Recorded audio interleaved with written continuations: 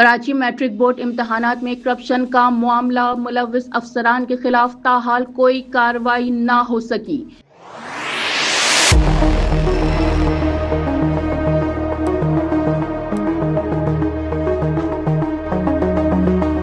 تحقیقاتی کمیٹی کی سفارشات نظر انداز، ملوث افسران بدستور عہدے پر برقرار۔ کراچی میٹرک بورڈ کے تحت منعقد ہونے والے انتظامات میں بد انتظامی اور مبینہ کرپشن کے معاملے میں ملوث افسران کے خلاف تاحال کوئی مؤثر کارروائی نہ کیے جانے کا انکشاف ہوا ہے۔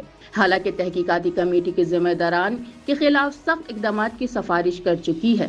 ذرائع کے مطابق امتحانی مراکز کی تبدیلی، انتظامی غفلت اور امتحانی امور میں بے ضابطگیوں میں ملوث ناظم امتحانات، سیکریٹری بورڈ اور دیگر ذمہ دار افسران اب بھی اپنے عہدوں پر کام کر رہے ہیں۔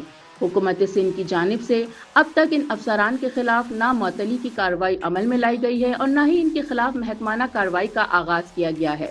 ذرائع کا کہنا ہے کہ تحقیقات کرنے والی کمیٹی نے اپنی رپورٹ میں چیئرمین بورڈ سمیت دیگر ذمہ دار افسران کو معطل اور معاملے کی مزید تفتیش کے لیے اینٹی کرپشن میں مقدمہ درج کرانے کی سفارش کی تھی، تاہم سفارشات پر مکمل عمل درآمد نہیں ہو سکا۔ یاد رہے کہ حکومت سندھ نے 11 اپریل 2026 کو میٹرک امتحانات کے دوران سامنے آنے والی بد انتظامی اور طلباء کو درپیش مشکلات اور مبینہ کرپشن کے الزامات کا نوٹس لیا تھا۔ بعد ازاں چیئرمین میٹرک بورڈ غلام حسین سہو کا استعفیٰ منظور کرتے ہوئے انہیں ان کے اصل محکمے میں واپس بھیج دیا گیا، جبکہ ان کا استعفیٰ باضابطہ طور پر 11 مئی کو منظور کیا گیا۔ تعلیمی حلقوں میں اس معاملے پر تشویش پائی جاتی ہے۔ ماہرین تعلیم کا کہنا ہے کہ امتحانات جیسے حساس معاملے میں بے ضابطگیوں اور طلباء کی مشکلات کا نوٹس لینا کافی نہیں، بلکہ ذمہ دار افراد کے خلاف عملی کارروائی بھی ضروری ہے تاکہ مستقبل میں ایسے واقعات کی روک تھام ممکن بنائی جا سکے۔